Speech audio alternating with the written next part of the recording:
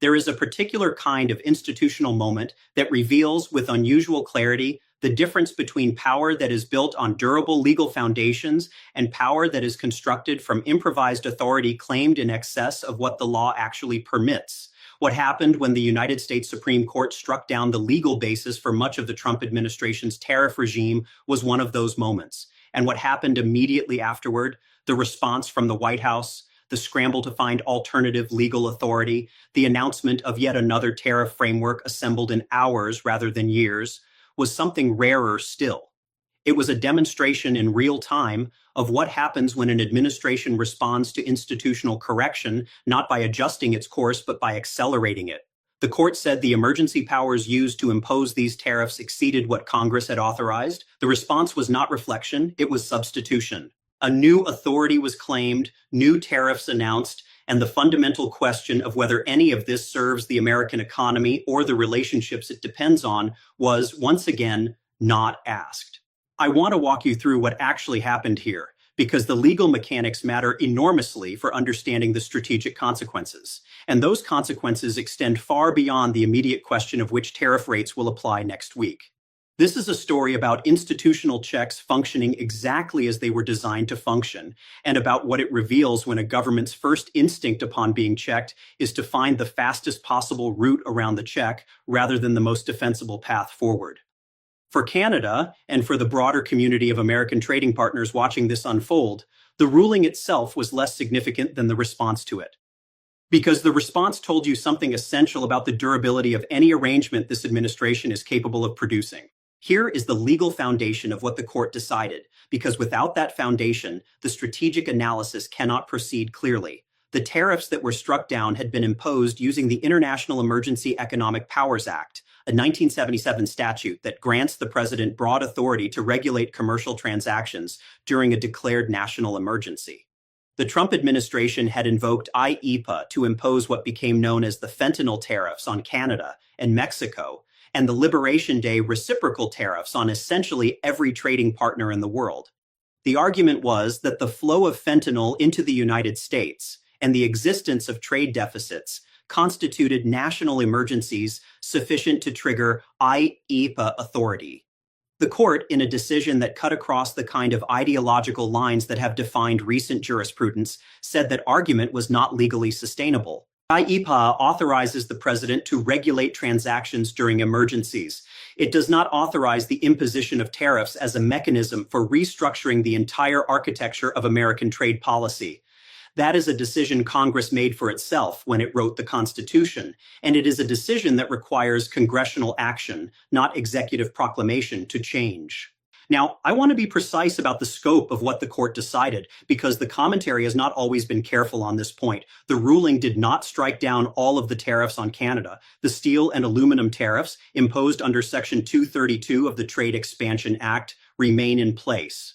The tariffs on automobiles and auto parts remain in place. The tariffs imposed on goods not covered by the USMCA also remain in place under authorities that survived the ruling. What the court removed was the specific legal foundation for the IEEPA-based emergency tariffs, the so-called fentanyl tariffs that had been applied broadly across Canadian imports. In terms of immediate economic impact, the ruling provides meaningful relief on a significant category of Canadian goods, but it does not return the bilateral trade relationship to anything resembling the pre-2025 baseline. It simply removes one layer of an exceptionally complex tariff structure that has accumulated over the past year. What happened next is where the analysis becomes genuinely important. Within hours of the ruling, the administration announced that it would impose a new global tariff of 10% using Section 122 of the Trade Act of 1974, a different statutory authority that allows the president to impose tariffs of up to 15% for 150 days before Congress must vote to extend them. Let me stay with that for a moment because the institutional implications are significant. The president had just been told by the Supreme Court that the legal authority he had been using to impose broad tariffs was insufficient for that purpose. His response was not to reconsider whether broad tariffs imposed through executive action without congressional authorization were the right instrument for the economic goals he claims to be pursuing. His response was to identify the next available statutory vehicle and announce new tariffs immediately. The destination remained exactly the same, only the road changed. I have spent a considerable portion of my career thinking about how American institutions are supposed to function, and I want to say clearly that what I am describing here is not simply a legal or procedural concern. It is a governance concern of the first order. The separation of powers in the American constitutional system is not an inconvenience to be routed around whenever the executive branch finds it limiting. It is the foundational architecture of a government that derives its legitimacy from the consent of the governed and the rule of law. When a president responds to a Supreme Court ruling by immediately announcing a substitute authority rather than asking whether the underlying policy is sound, he is treating the judicial check as an obstacle rather than as the constitutional institution it is. And that treatment has consequences that extend far beyond the immediate tariff question. For Canada, the ruling and its aftermath clarified something that Ottawa has been quietly processing for the past year. The problem with the current American trade posture is not a particular statutory authority or a specific tariff rate. The problem is a governing philosophy that treats the entire apparatus of American law and institutions as instruments to be deployed in service of a negotiating strategy rather than as constraints that shape what negotiating strategies are legitimate. When a country knows that any arrangement it reaches with Washington can be superseded by a new executive proclamation, a new emergency declaration, a new statutory authority discovered by a legal team working overnight to replace the one a court just invalidated, the value of any arrangement is fundamentally compromised. You cannot build a durable trade relationship on a foundation that can be restructured unilaterally between breakfast and lunch. This is where I want to connect the Supreme Court ruling to the broader strategic picture that Canada has been constructing with considerable deliberateness over the past 12 months. The 12 trade agreements across 4 continents, the defense industrial strategy that reduces reliance on American procurement, the positioning at Davos as a leader of middle power economic coordination. None of these were responses to any specific tariff announcement or any specific legal development. They were responses to a recognition, arrived at early in the Carney government's tenure, that the structural reliability of the American trade relationship could no longer be assumed as a foundational constant of Canadian economic planning. The Supreme Court ruling does not change that recognition. If anything, it reinforces it. Because what the ruling demonstrated and what the administration's response confirmed is that the volatility of American trade policy is not a product of any particular legal authority. It is a product of a governing approach that will find whatever authority is available to pursue whatever outcome is desired in the moment, constrained only by the courts, and even then only temporarily. I want to address directly something that the conventional commentary has been reluctant to say plainly about what the Section 122 response reveals. The administration did not simply reach for the next available tool, it reached for a tool with a built-in limitation, 150 days before Congress must vote to extend it, and did so in a way that is very likely to produce exactly the kind of institutional confrontation it has been trying to avoid. Because Section 122, unlike the IEPA claims that were just struck down, genuinely requires congressional engagement within a defined timeline. The administration has just created a mechanism that forces the Congress it needs to cooperate with it into a scheduled vote on whether to extend tariffs that a significant and growing number of Republican members of Congress have already demonstrated they are uncomfortable defending. 6 House Republicans voted with Democrats to repeal the Canada tariffs in February. The Senate had already voted to reject them. The midterm elections are approaching.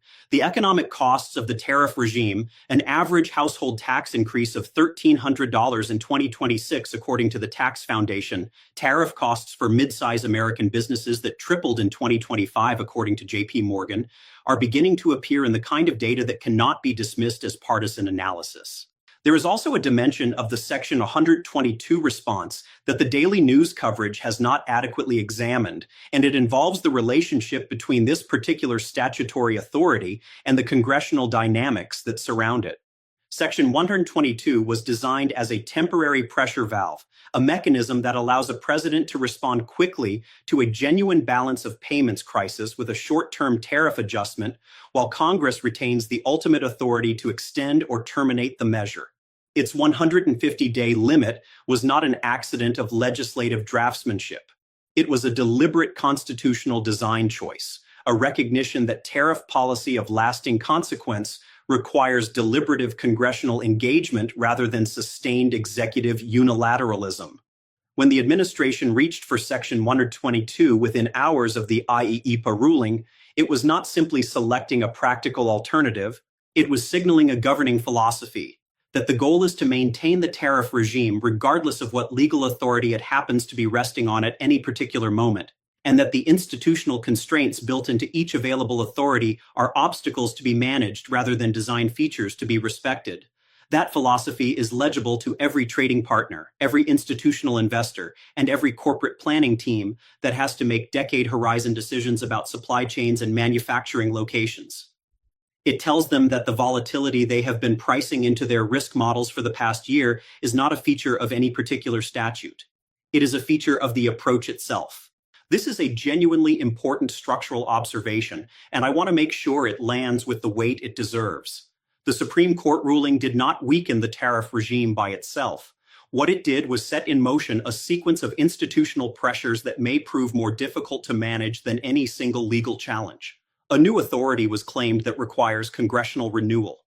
A Congress with growing Republican unease about the economic consequences of the tariff policy is now scheduled to vote on that renewal at a moment when the political costs of defending the tariffs are rising and the political benefits are diminishing. And the administration, rather than using the court ruling as an opportunity to recalibrate toward a more legally defensible and institutionally sustainable trade policy, responded in a way that accelerated the pressure rather than relieved it. For ordinary Americans, and I think it is essential to bring the analysis back to this level regularly, because the institutional and legal dimensions can obscure what is actually at stake for real people.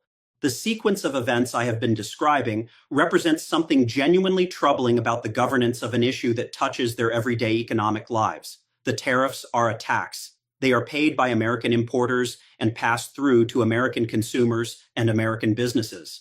The average American household is paying $1,300 more in 2026 than it would be paying in the absence of this tariff regime. That money is not coming back in the form of new factories or restored supply chains. It is being absorbed by the system as a cost of policy uncertainty. And the response to a Supreme Court ruling that removed part of the legal basis for that tax was not to reduce it. It was to find another way to preserve it.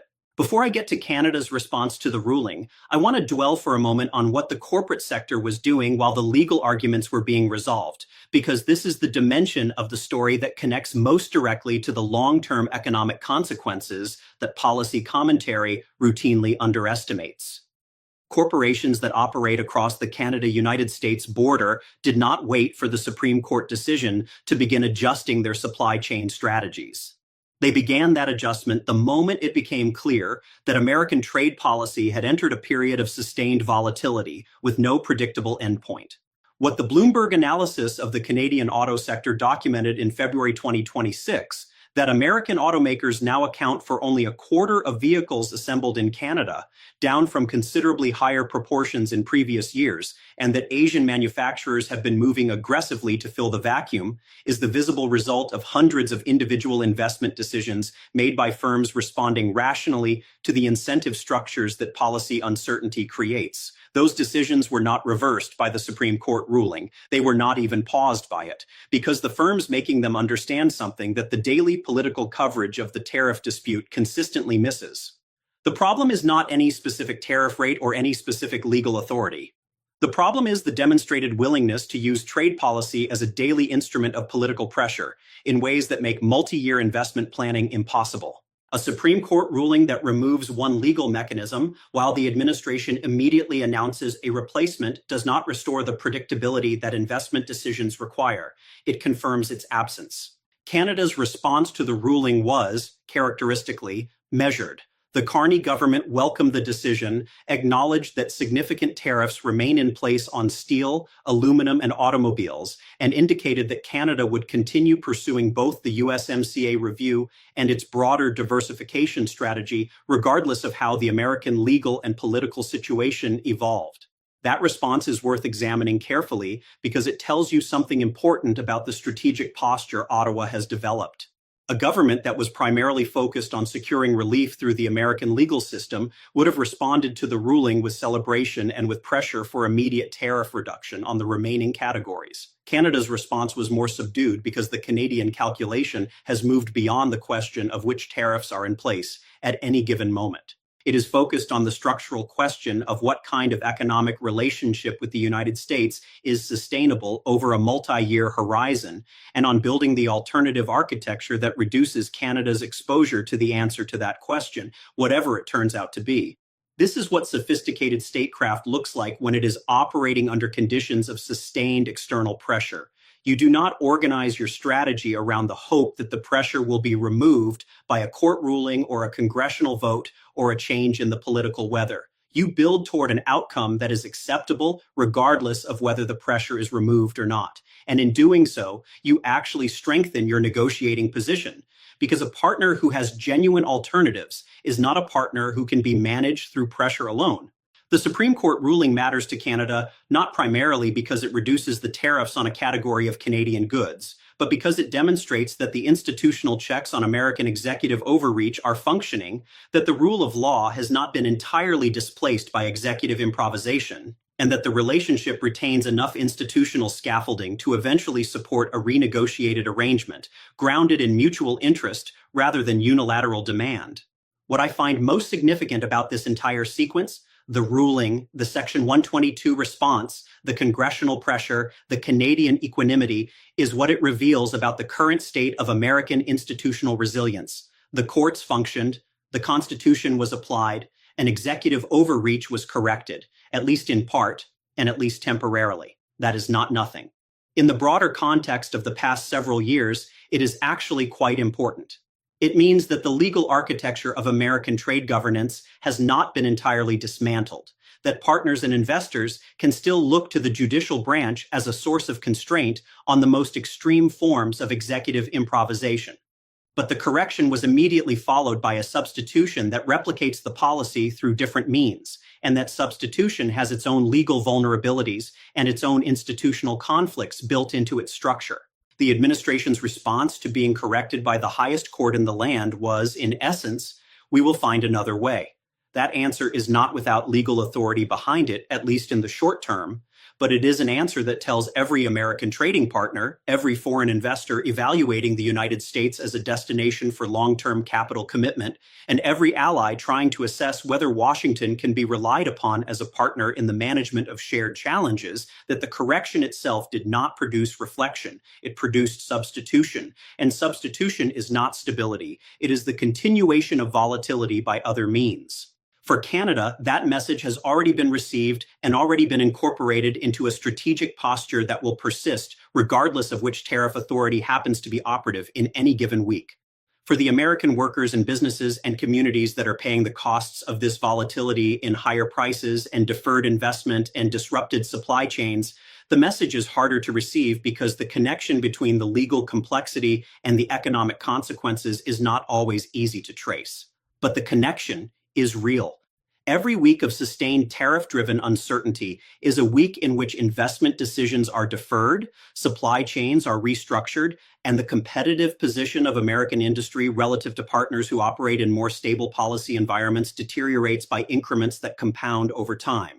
History is patient with nations that make mistakes but honest about the cost of refusing to learn from them. The Supreme Court offered an opportunity for reassessment. What the White House did with that opportunity tells you considerably more about the likely trajectory of this policy than any single tariff rate ever could.